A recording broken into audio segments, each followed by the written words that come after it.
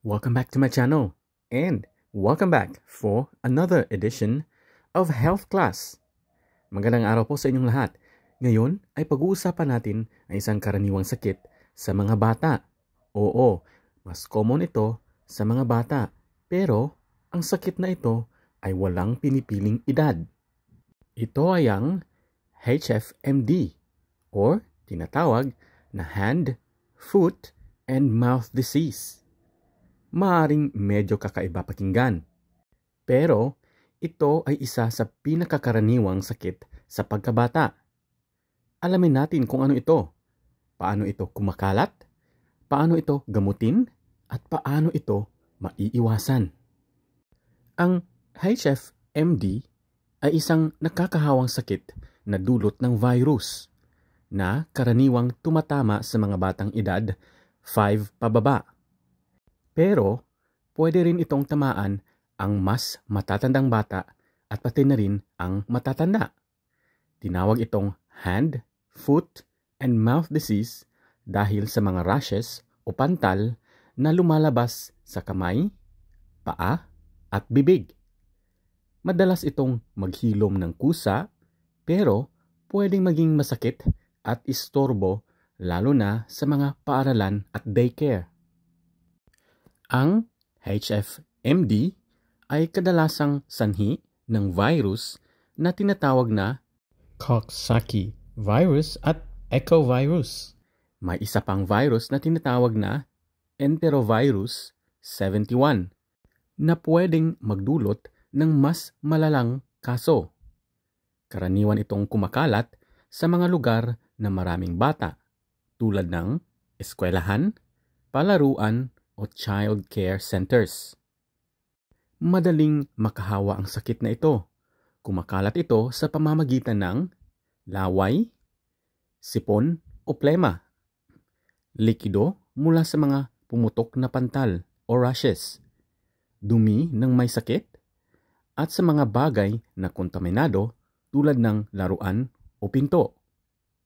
Pinaka nakakahawa ito sa unang linggo ng sakit, pero pwede pa ring makahawa kahit walang sintomas, lalo na sa dumi, sa loob ng ilang linggo.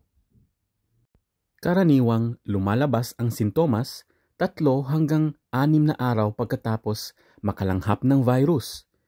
Ang mga unang palatandaan ay lagnat, sakit sa lalamunan, walang gana kumain, at panghihina o laging pagod. Pagkalipas ng 1 hanggang 2 araw, maaaring magkaroon ng masasakit na sugat sa loob ng bibig, kaya nahihirapan kumain o uminom. Pagkatapos, lalabas ang rashes o pantal sa kamay, paa, at minsan pati sa puwetan o binti. Minsan may blisters din. Ito ang karaniwang itsura ng HFMD. Ang pantal ay hindi naman kadalasang makati, pero pwedeng maging hindi komportable. Hindi ito nagiiwan ng peklat at karaniwang nawawala sa loob ng 7 to 10 days. Pero ang pinakamasakit ay ang mga sugat sa bibig.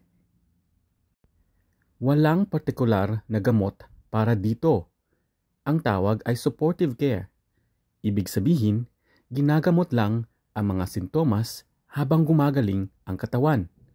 Kabilang na dito ang paracetamol or ibuprofen para sa lagnat at sakit, malamig na inumin o popsicle para sa sugat sa bibig, panatilihing hydrated ang bata, at gumamit ng oral gel o mouth rinse kung inirereseta ng doktor.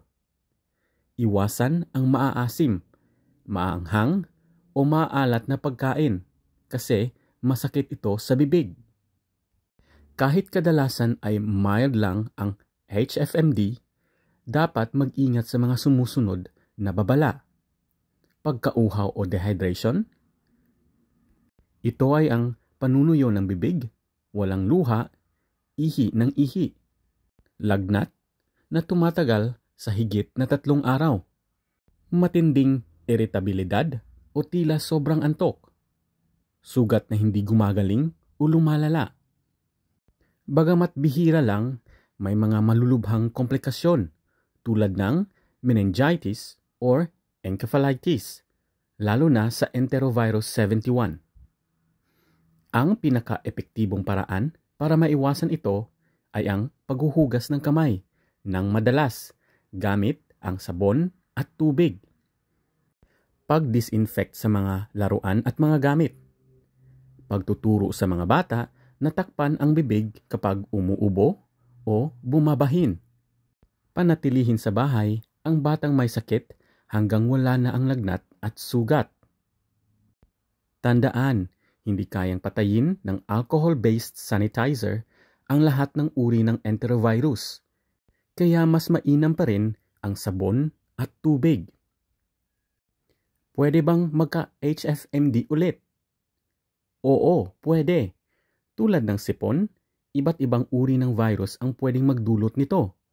Kaya kahit nagka-HFMD na dati, pwede pa rin magkaroon ulit.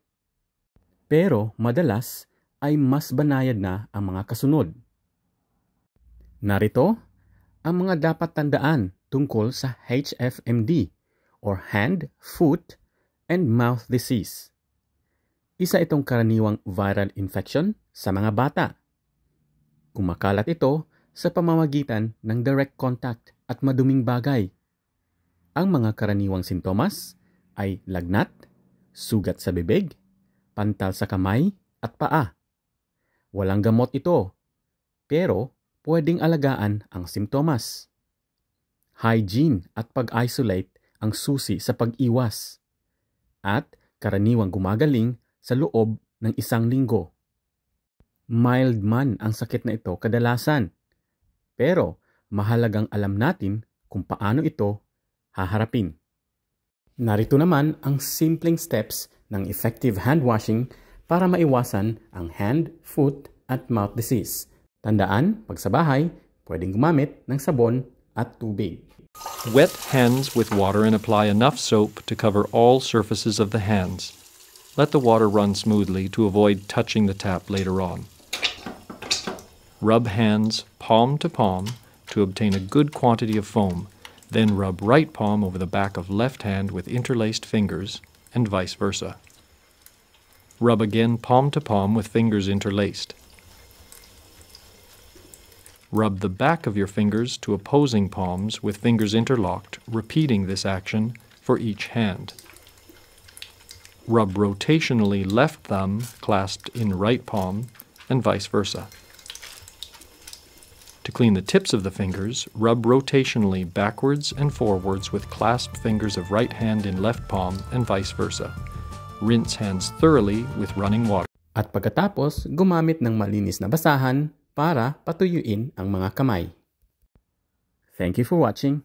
I shall see you again on my next health class. Stay safe, be healthy, at ugaliing maghugas ng kamay gamit ang tubig at sabon.